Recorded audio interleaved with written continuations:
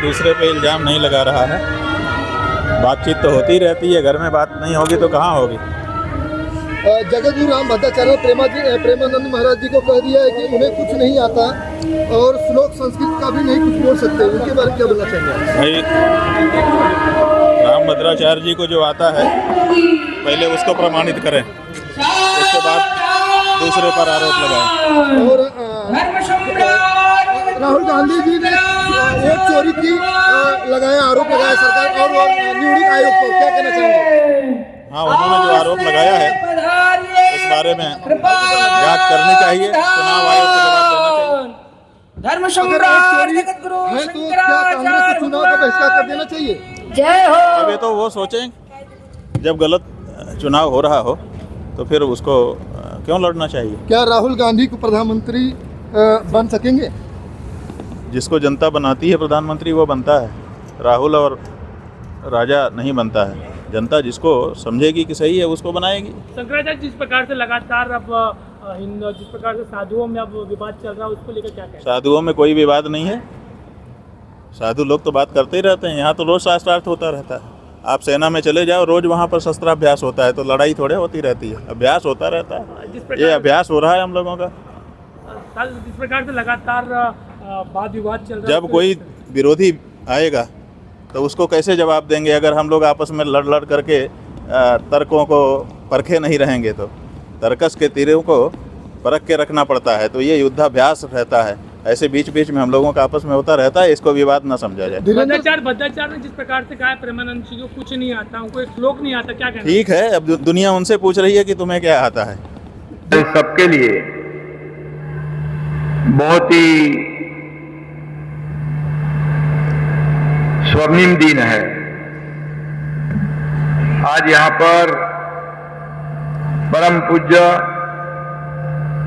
परमाराध्य परम धर्मधीश ज्योतिषी पीठाधीश्वर जगतगुरु शंकराचार्य स्वामी श्री अविमुक्तेश्वरानंद सरस्वती 1008 महाराज जी शंकराचार्य जी उपस्थित है। मैं इससे पहले भी यहां पर आया था और जब यहां कुछ भी नहीं था तब भी आया था।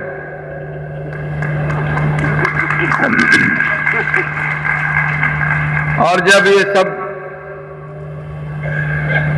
आपके आगमन के बाद भी आया तब मैंने देखा यहां पूरी तरह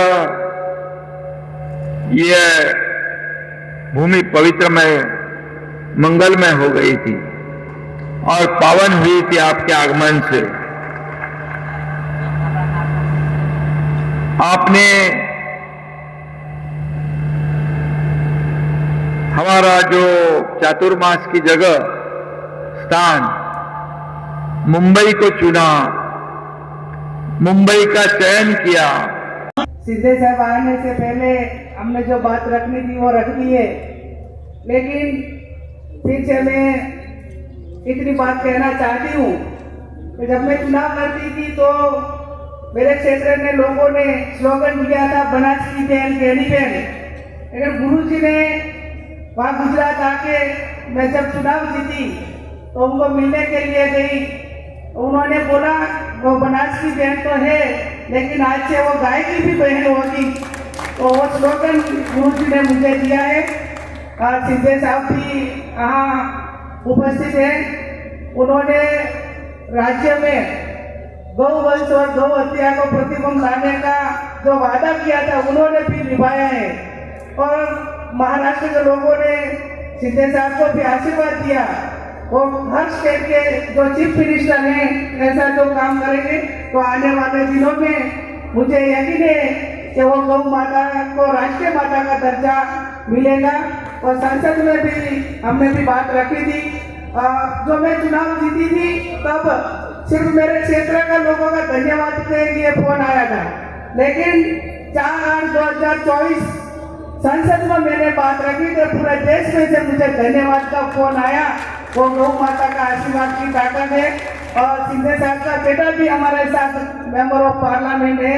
वो सब मिलकर आने वाले दिनों में गौ माता के लिए जो प्राइवेट बिल लाना पड़ेगा वो बिल लाने की कोशिश करेंगे और भगवान से प्रार्थना करते हैं कि समग्र सनातन धर्म के जो साधु संत हम सब हैं, एक ही हमारी डिमांड है कि गौ माता को राष्ट्रीय माता घोषित किया जाए और वो होगा।